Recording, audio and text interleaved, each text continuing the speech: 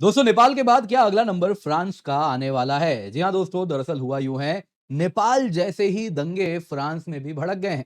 ज्यादा अंतर नहीं है, जैसे नेपाल में लोगों ने जिस प्रकार से पब्लिक प्रॉपर्टी को जलाया है, बर्बाद किया है और जिस प्रकार से वायलेंस का सहारा लिया है, कुछ वैसा ही फ्रांस में भी हुआ है।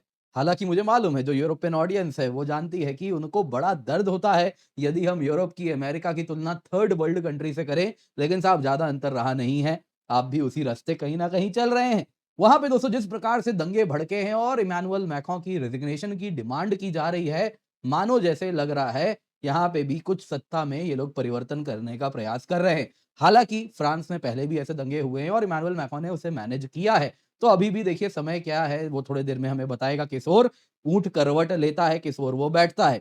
लेकिन दोस्तों, यदि ऐसा हो गया तो एक बात समझिए, यूरोपियन यूनियन की जो स्ट्रेटेजिक ऑटोनॉमी की पिलर है, वो इमैनुअल मैक्रों के कंधे पर ही सवार है। मैं फ्रांस नहीं कह रहा, जानबूझ के नहीं कह रहा, मैं इमैनुअल मैक्रों कह रहा हूं। कारण बड़ा सरल है। अगर आप फ्रांस की बात करें, यदि वहां पे राइट लीनिंग सरकार आ जाएगी तो वो यूरोपियन यूनियन से फ्रांस को बाहर निकाल देंगे और यूरोपियन यूनियन उसके बाद बस नाम का यूनियन रह जाएगा। और यदि लेफ्ट लीनिंग सरकार आएगी, प्रेसिडेंट लेफ्ट लीनिंग हो जाएंगे, तो वहां पे फिर अगर आप देखें तो ईयू के साथ जिस प्रकार का रिश्ता है, उसमें वो ऑटोनॉमी वाली बात उस प्रकार से वो नहीं बोलने वाले। कहीं ना कहीं अमेरिकन गुलामी वो भी करने को तैयार रहेंगे। दोस्तों, यहां पे देखने वाली बात यह है, जब जब इमैनुअल मैक्रों ने अमेरिका के खिलाफ जोर शोर से आवाज उठाई है, यूरोप को एकजुट करने का प्रयास किया है, कुछ ऐसा हो जाता है। इससे पहले आपको याद होगा, येलो वेस्ट प्रोटेस्ट हुआ था। 2017 की बात है, जैसा मुझे याद आ रहा है। तब भी यही हुआ था, 2017-18 की बात है। इमैनुअल मैक्रों ने कुछ वैसे ही ट्रंप की आलोचना की थी। कारण था, पेरिस क्लाइमेट अकॉर्ड से वो बाहर जा रहे थे। और इस बार भी आपको याद ही होगा, इमैनुअल मैक्रों ने किस प्रकार से अमेरिका के खिलाफ यूरोप को एक सिंगल पोल बनाने का वो प्रयास कर रहे हैं। तो यहाँ पे देखिए, उंगलियां तो उठ रही हैं। हालांकि प्रूफ इस वक्त किसी के पास कुछ नहीं है, लेकिन कहने सुनने वाली बातें हैं। उंगलियां तो देखिए उठनी शुरू हो गई हैं। फिलहाल दोस्तों, ब्लॉक एवरीथिंग प्रोटेस्ट दंगों के रूप में ये भड़क गया है पूरे फ्रांस में। 200 से अधिक लोग ऑलरेडी अरेस्ट कर लिए गए हैं। भयानक दंगे हमको देखने मिल रहे हैं। सबसे पहले आप ये कुछ वीडियोस देखिए, किस प्रकार से ये दंगे भड़कते हुए दिख रहे हैं।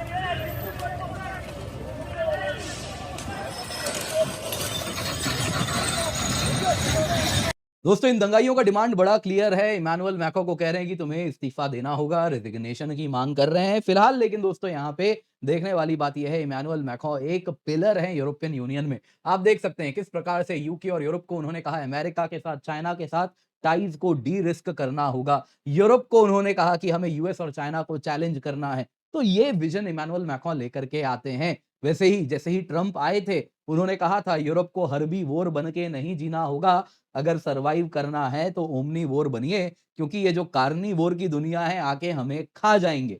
हालांकि यूरोप से तो वो सारी बातें भी होती हैं, Europe is a garden, world is a jungle. तो गार्डन में मैंने तो अक्सर हर्बीवोर ही देखे हैं। लेकिन इमैनुअल मैक्रों का कहना था, जंगल में सरवाइव करना है तो इन कार्निवोर्स के भरोसे नहीं बचेंगे। तो दोस्तों, विजन बड़ी क्लियर है। तो यहाँ पे यदि इमैनुअल मैक्रों टॉपल होते हैं, तो इसके क्या मायने होंगे यूरोप के लिए। थोड़ा सा अंश हम ये भी देखेंगे, भारत के लिए इसके क्या मायने होंगे। तो आइए जरा आज के वीडियो को इसी के साथ शुरू करते हैं। सबसे पहले दोस्तों, आपको बताना चाहूंगा, हमारा चैनल को सब्सक्राइब करें, बेल आइकन दबाएं और लाइक करना बिल्कुल भी ना भूलें। तो दोस्तों, देखते हैं सबसे पहले आखिरकार हुआ क्या है। देखिए, जो प्रोटेस्ट है, this is block everything protest. और इसी को उन्होंने सितंबर 10 ब्लूकॉन स्टाउट, हो सकता है मेरा प्रोनाउंसिएशन फ्रेंच में थोड़ा अलग हो, तो ब्लूकॉन स्टाउट करके ये ब्लॉक एवरीथिंग इसका मीनिंग है, वही प्रोटेस्ट हुआ। हजारों लोग सड़क पे आके हाईवे ब्लॉक कर दिए, ट्रेन स्टेशन, पेरिस का रिंग रोड, सब में बैरिकेड में आग लगानी शुरू की। और जंग जितने भी कचरा था उसको जमा कर करके बीच रोड में आग लगानी शुरू कर दी, जैसा आप लोगों ने वीडियो में देखा। 80,000 की संख्या में पुलिस को डिप्लॉय करना पड़ा, टीयर गैस वगैरह सब कुछ चलाए गए, 200 से अधिक लोग अरेस्ट हो चुके हैं। अगर आप देखें तो ट्रेडिशनल स्ट्राइक से ये थोड़ा अलग है, ये लीडरलेस है, डिसेंट्रलाइज्ड है और ऑनलाइन अगर आप देखें तो ये पूरा का पूरा प्रोटेस्ट हुआ है और इसको अब अलग-अलग लेफ्ट लीनिंग, राइट लीनिंग, अलग-अलग ट्रेड यूनियन सब सपोर्ट करना शुरू कर दिए हैं और प्रोटेस्टर्स की मांग है मैक्रोन रिजाइन करें। बहुत बड़ा एंगर है गवर्नमेंट के खिलाफ जो यहाँ पे दिख रहा है। दोस्तों 2018 येलो वेस्ट प्रोटेस्ट भी कुछ ऐसा ही हुआ था। कारण था तब भी जो इमानुएल मैक्रोन ने फ्यूल टैक्स हाइक प्रपोज किया था और उसके बाद लोगों ने कहा नहीं-नहीं हमारे ये खर्चे बढ़ गए हैं, लिविंग कॉस्ट बढ़ गया है, इनइक्वालिटी बढ़ गई है और इमानुएल मैक्रोन एलीट हैं तो एलिटिज्म को सपोर्ट करते हैं। तो इस प्रकार की बातों के खिलाफ अगर आप देखें तो ये दंगे तब भी भड़के थे। हालांकि उसको काबू पा लिया गया था, लेकिन इस बार भी अगर आप देखें तो प्रोटेस्ट वापस भड़क रहे हैं। कारण क्या है? कुछ वैसा ही अगर आप देखें तो इमीडिएट ट्रिगर है इमानुएल मैक्रोन की ऑस्टेरिटी बजट है। वो दोस्तों हेल्थ केयर का खर्चा कम करना चाह रहे हैं, एजुकेशन में जो सरकार सब्सिडी देती है वो कम कर रहे हैं और कल्चर रिलेटेड सब्सिडीज जो जाते हैं वो भी कम कर रहे हैं। क्यों कम कर रहे हैं? उनके जेब से क्या जा रहा है? कारण बड़ा सरल है। फ्रांस जिस ओर जा रहा है, आईएमएफ बेल आउट ज्यादा दूर नहीं है। फिर किस मुंह से फ्रांस स्ट्रेटेजिक ऑटोनॉमी की बात करेगा जब इसे कटोरा लेके आईएमएफ के सामने खड़ा होना पड़ेगा। आप देख लीजिए 2023 में अगर आप बजट डेफिसिट देखें 5.4% है, public debt as percent of GDP 110% है। 2026 में ये अनुमान है 5.7% बजट डेफिसिट रहेगा। Public debt as percent of GDP करीबन 118% हो गया है। कहा जा रहा है ये 2030 तक 130% हो जाएगा केवल और केवल public debt. GDP growth rate नहीं दिख रही है, पब्लिक डेट बढ़ता जा रहा है, तो एक टाइम के बाद आईएमएफ के सामने कटोरा लेके जाना है, तो इसलिए खर्चा कम करना बहुत जरूरी है। तो ये बात इमानुएल मैक्रोन समझ रहे हैं। लेकिन यहाँ पे दोस्तों जो लोग हैं उनमें बहुत ज्यादा इस वजह से एंगर हो रहा है। इसके सिवा अन्य फ्रस्ट्रेशन भी है, कह रहे कॉस्ट ऑफ लिविंग क्राइसिस है, इन्फ्लेशन हो गया है, स्टैग्नेंट वेजेस हैं, रेंट की कीमत बढ़ती जा रही है, पॉलिटिकल इंस्टेबिलिटी है। अगर आप देखिए तो 3 प्रधानमंत्री 1 साल में आ चुके हैं। आज as a matter of fact France के नए प्रधानमंत्री ही उन्होंने शपथ ली है। कहा और वो जो नए प्रधानमंत्री हैं अगर आप देखें तो फ्रांस के पिछले 3 साल के वो डिफेंस मिनिस्टर हैं, उन्हीं को प्रधानमंत्री बनाया गया है। तो ये पॉलिटिकल इंस्टेबिलिटी दिख रही है। वैसे ही आप देखें तो इमानुएल मैक्रोन की जो लीडरशिप स्टाइल है, वो पावर सेंट्रलाइज़ कर रहे हैं ऐसा उनके ऊपर आरोप है, जिसमें बाय डिक्री जैसे ट्रम्प सारे पावर्स लेजिस्लेचर के स्वयं ले रहे हैं, कुछ वैसा ही उनके ऊपर आरोप है, वो भी ले रहे हैं। वैसे ही यूनियंस जो हैं, जो ट्रेड यूनियंस हैं, वो कहते हैं ज़्यादा वेजेस दीजिए। जो स्टूडेंट्स हैं, वो कहते हैं कि एजुकेशन को सब्सिडाइज कीजिए, साथ-साथ क्लाइमेट एक्शन में खर्चा कीजिए, क्योंकि कल को तो हमें ही इस दुनिया में रहना है, आप तो चले जाएँगे। तीसरा दोस्तों यहाँ ग्रास रूट एक्टिविस्ट्स भी हैं, वो कह रहे हैं कि डेमोक्रेसी, जस्टिस और वो सारी बातें हो रही हैं, जिसकी वो माँग रख रहे हैं। तो दोस्तों यहाँ पे देखना है कि ये प्रोटेस्ट अब किस ओर जा रहा है। देखिए दोस्तों सबसे पहले ये मूवमेंट सोशल मीडिया और एन्क्रिप्टेड चैट से स्टार्ट हुआ, तो बहुत ज़रूरी है ये सोशल मीडिया एन्क्रिप्टेड चैट पे नज़र रखनी भी आवश्यक है और वहीं से स्कूल शटडाउन, ब्लॉकेड्स, सिंबॉलिक फायर्स वगैरह देखने मिले। दोस्तों यहाँ पे पावेल डुरोव आपको याद होगा टेलीग्राम के ये फाउंडर जिनको फ्रांस ने गिरफ्तार कर लिया था, काफ़ी दिन तक डिटेन करके रखा था। इन्होंने आज खूब मज़े लिए। इन्होंने कहा मुझे प्रसन्नता है, गर्व है इस बात का कि प्रोटेस्टर्स टेलीग्राम का सहारा लिए, टेलीग्राम का इस्तेमाल किए इस प्रोटेस्ट को ऑर्गेनाइज करने में। दोस्तों जो ये नेशन वाइड शटडाउन डे है, ये जो मैसेज था ये सोशल मीडिया स्पेशली टेलीग्राम के थ्रू, उसके चैनल्स के थ्रू ही फैला था। ग्रास रूट कलेक्टिव्स ये सब फैलाए थे। हालाँकि आज की जो तारीख है 10 तारीख हफ्तों पहले चुन ली गई थी। कोइंसिडेंटली ऐसा हो गया कि आज के ही दिन नए प्रधानमंत्री को शपथ भी लेना पड़ा। नतीजन ये हुआ दोस्तों, ये जो प्रोटेस्ट था ये और जोर-शोर से हो गया कि यही तो हम भी कह रहे थे कि तुम हर 3 महीने में प्रधानमंत्री बदल रहे हो, ऐसे थोड़ी देश चलता है। खैर दोस्तों रेलवेज़ डिसरप्ट हुए और वो सारी चीज़ें आपने देख ही ली, पुलिस क्रैकडाउन भी हुआ है। लेकिन पब्लिक ओपिनियन अगर आप देखें तो इस वॉयलेंस के बाद, इस तोड़-फोड़ के बाद तब भी अगर आप देखें तो आधे से करीबन आधे फ्रांस के लोग सिम्पैथाइज़ करते हैं इस प्रोटेस्ट के साथ। यानी कि दोस्तों हालाँकि ये सर्वे भी अब क्वेश्चनेबल होगा, ऑब्वियसली पूरे देश में तो कोई रेफरेंडम हुआ नहीं है। लेकिन सर्वे है जो फ्रेंच मीडिया में चल रहा है। लेकिन फिर भी दोस्तों अगर इसका थोड़ा फ्रैक्शन भी सही है, तो ये बता रहा है कि एक नैरो ट्रेड यूनियन का स्ट्राइक नहीं है, ये सिस्टम के खिलाफ रिवोल्ट के रूप में देखा जा रहा है, जिसमें लेफ्ट भी और राइट भी दोनों सपोर्ट कर रहे हैं क्योंकि इमैनुएल मैक्रों तो सेंट्रिस्ट हैं। जो राइट विंग वाले हैं वो कह रहे हैं कि अब हमारे पास सरकार होनी चाहिए, मरीन ले पेन के खिलाफ तुमने क्या किया, उसको किस प्रकार से सब्जुगेट किया। मैंने एक बार बहुत पहले वीडियो बनाया था कि कैसे उनके पॉलिटिकल करियर को करप्शन के नाम पे खत्म कर दिया गया और करप्शन भी कोई खास ऐसा देखिए वो था नहीं। फ्रैंकली जो उनके ऊपर आरोप लगा है, हास्यास्पद है। तो इस प्रकार से जो टेंडेंसीज़ इमैनुएल मैक्रों की है उसके खिलाफ, तो राइट विंग वाले कह रहे हैं कि हमारे पास सरकार चाहिए और जब हम आएँगे तो देख लेना सब यूरोपियन यूनियन से फ्रेक्सिट होगा, जैसे ब्रेक्सिट हुआ था, वैसे ही फ्रांस भी एग्जिट कर जाएगा। वहीं लेफ्ट विंग वाले आ रहे हैं, कह रहे हैं कि हमको ले आइए, सबको सब कुछ मिलेगा, एजुकेशन चाहिए, सब्सिडी सबको मिलेगा, है ना? वेज रेट्स बढ़ा देंगे, सबको सब कुछ मिलेगा, सब प्रसन्न हो जाएंगे, बस 5 साल बाद फ्रांस कटोरा लेके आईएमएफ के पास बैठ जाएगा। खैर दोस्तों, यहाँ पे अगर आप देखें तो एक तरफ ये सारी चीजें हो रही हैं, लेकिन बड़ा क्लियर है, इमैनुअल मैक्रों की लीडरशिप क्राइसिस में है। अभी रिसेंटली फ्रांस के जो पीएम बेरू थे, वो जैसे ही उनका डाउनफॉल हुआ, उनको कॉन्फिडेंस नहीं मिला, तो नए पीएम लेकॉर्नू को अपॉइंट किया गया, जो फ्रांस के ही डिफेंस मिनिस्टर रहे हैं, इमैनुअल मैक्रों के खास हैं। अब दोस्तों, यहाँ पे प्रोटेस्टर्स एक्सप्लिसिटली कह रहे हैं, problem is with Macron, Emmanuel Macron के साथ प्रॉब्लम है, ये मैक्रों है, प्रॉब्लम मिनिस्टर्स नहीं है। तुम कितने भी मिनिस्टर्स लाओ, जब तक मैक्रों रहेंगे तब तक समस्या होगी। तो इसलिए अब एक लेजिटिमेसी क्राइसिस हो रही है। इमैनुअल मैक्रों के जो रिफॉर्म्स हैं, वो सब पैरालाइज हो रहा है, एजेंडा पैरालाइज्ड है, पार्लियामेंट फ्रांस की फ्रैगमेंटेड है, कोई मेजॉरिटी नहीं है, तो प्रोटेस्ट अक्रॉस सिटीज देखने मिल रहा है। कई लोग इसे फ्रेंच रिवॉल्यूशन का नाम दे रहे हैं, सुनने में अच्छा लगता है, लेकिन जो हो रहा है दोस्तों, वो फ्रांस के फ्यूचर के लिए डेफिनेटली अच्छा नहीं है।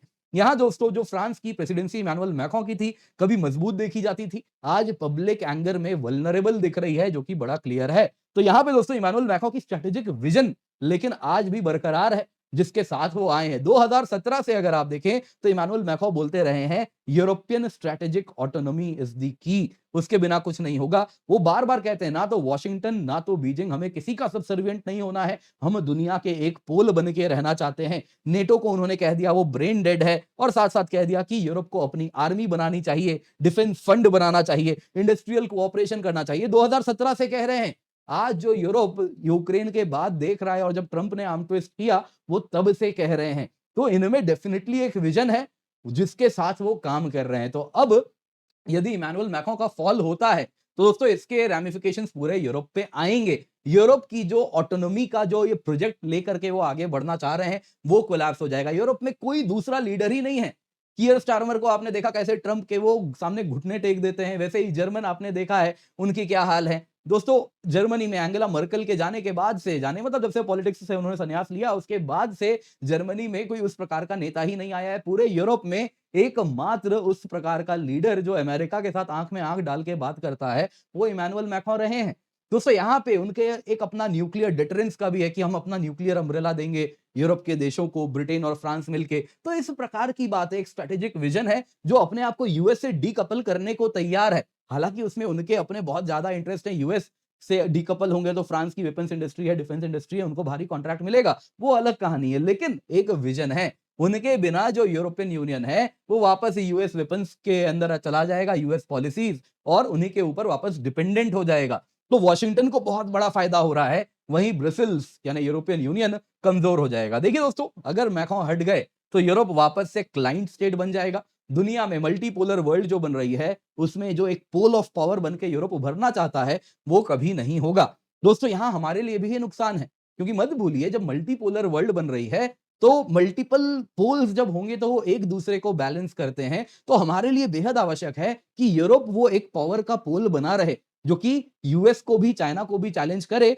ताकि हमें और इस पोल में उभरने के लिए टाइम मिल जाए। हमारे पास अभी 15 से 20 साल चाहिए, जब हम मैच्योर पावर के रूप में दुनिया के सामने उभरेंगे। तो 15 से 20 साल हमें बाई करना है, तो इसमें जरूरी है इस मल्टीपल पोल्स में यूरोप भी एक पोल बन के रहे, जो कि हमें वो मौका दे रहा है। दोस्तों, यहां पे अगर इमैनुअल मैक्रों गिर गए, तो हम एक नेचुरल अलाई लूज कर देंगे यूरोप में, जो कि हमारे साथ सेम गोल शेयर करते हैं, सेम स्ट्रेटेजिक ऑटोनॉमी, मल्टीपोलैरिटी। तो जो ग्लोबल पॉलिटिक्स का सेम विजन है, क्लाइमेट चेंज को लेके हम दोनों एक पेज पर हैं। वैसे ही आप देखें, हर चीज में मोर और लेस हमारा नेचुरल अलाई रहा है France, more than any other country in the world, defence partner से लेके हर चीज में। तो इमैनुअल मैक्रों का जाना थोड़ा सा हमारे लिए प्रॉब्लमेटिक होगा। हालांकि देखिए, हमारे जो रिश्ते हैं वो लीडर टू लीडर तक सीमित नहीं है, उसके नीचे पूरी की पूरी ब्यूरोक्रेसी है, जो कि वैसे ही काम करती है। लेकिन हाँ, चीजें रन फ्रॉम द टॉप। फिर कैसे नई लीडरशिप आएगी, क्या विजन होगी, चीजें प्रॉब्लम में आती हैं। तो देखना है दोस्तों, अब किस ओर इमैनुअल मैक्रों की सरकार जाती है। देखिए, ये तो समय ही बेहतर बताएगा। उम्मीद करता हूं दोस्तों आपको वीडियो पसंद आई होगी, लाइक जरूर कीजिएगा। इसके सिवा ना भूलिए, आपके लिए हम आपका दोस्त ऊना लेकर के आए हैं। वॉइस मोड है, जो भी पूछना है आपको जवाब मिलेगा। क्विज मोड है, स्मार्ट समरीज है, सब कुछ मिल रहा है, तो जल्दी से जाएं, जाके ट्राई करें। इसके सिवा दोस्तों आपके लिए लोएस्ट एवर प्राइस है, लेकिन ये ऑफर कल खत्म हो रहा है। 17,999 रुपए में आपके लिए सब्सक्रिप्शन लाए हैं दोस्तों। 1 साल की सब्सक्रिप्शन है, complete GS, complete CSAT, prelims test series, mains test series with evaluation आपको मिलता है।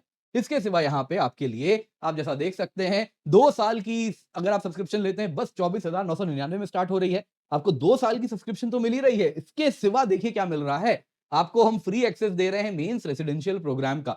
मतलब क्या हो गया अगर आप प्रीलिम्स क्लियर किए तो आपके लिए जो मेंस की तैयारी है वो हम ऑफलाइन कराएँगे। आपको रहना, खाना, टेस्ट सीरीज, मेंटरशिप सब कुछ हम देंगे। अगर प्रीलिम्स नहीं क्लियर हुआ तो आपके मन में एक ख्याल होगा तो कोई बात नहीं। अगले साल का क्रैश कोर्स प्री का और मेंस का आपको फ्री में हम प्रोवाइड करेंगे। तो आप निश्चिंत होकर जुड़े use the code KC10 for maximum discount. दोस्तों ये ऑफर कल खत्म हो रहा है तो इसका फायदा आप जल्दी से जाएँ जाके उठा लें।